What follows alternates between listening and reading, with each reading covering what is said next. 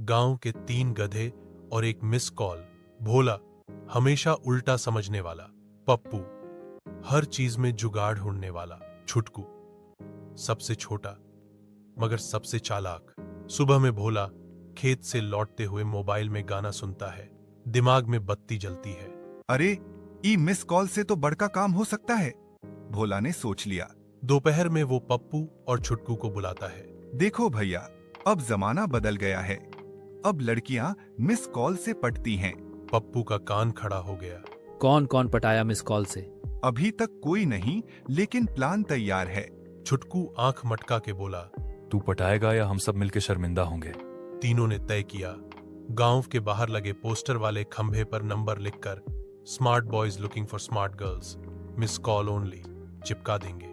रात तक नंबर लिख के पोस्टर चिपका दिया गया। अगले दिन ट्रिंग ट्रिंग, भोला का मोबाइल हिल हिल के थक गया। पहली कॉल आई। हेलो, आप कौन? भोला धीरे से, मैं भोला। मैं पंचायत की सचिव बोल रही हूँ। ये गांव की दीवार पर मोबाइल नंबर लिखना किसने सिखाया? तीनों के होश उड़ गए। गलती से कलम फिसल गया बहन जी। दूसरी कॉल आई। एक लड़का, भाई सच्ची में लड़कियां कॉल करती हैं क्या? तीनों ने फैसला किया, अब खुद लड़की बनकर जवाब देंगे। अब से छुटकू बना पिंकी। पप्पू ने दूसरा नंबर लिया और छुटकू को कहा, भैया, अब तू पिंकी दीदी बन के सबका दिल जीत। छुटकू ने लड़कियों की आवाज निकालनी शुरू की। हेलो, मैं पिंकी बोल रही हूँ। गांव के आधे लड़के पिंकी के फैन बन गए। एक दिन भोला का चचेरा भाई रामधनी कॉल कर बैठा।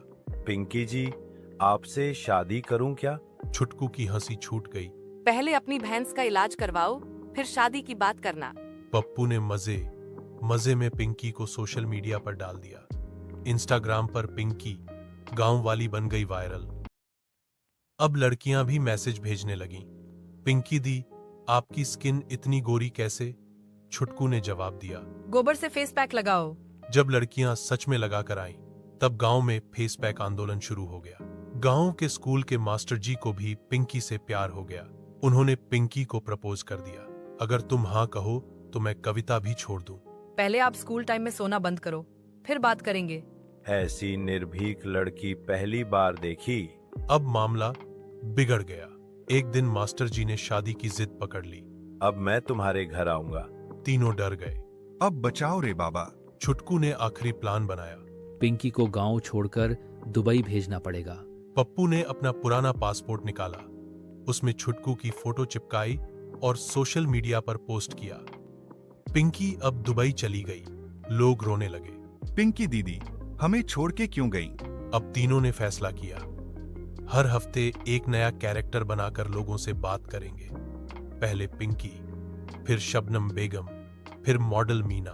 गांव में अफवाह उड़ी, हमारे गांव में लड़कियां तो बहुत स्मार्ट हो गई हैं। गांव की महिलाएं चिंतित, हमारे मर्द अब फोन में ही घुसे रहते हैं। गांव के मुखिया ने मीटिंग बुलाई। ई सब इंटरनेट का असर है, हम तो सीधे साधे लोग हैं। एक दिन छुटकू की मां ने उसका मोबाइल देखा। सारे रिकॉर्डिंग्स, पिंकी की आवाजें, फोटोशॉप की फोटो, सब मिल गई। चप्पल से ऐसा डिजिटल समाधान हुआ कि छुटकू ने कहा, अब मैं सिर्फ असली बनूंगा। पप्पू ने जुगाड़ से सब डिलीट करवाया।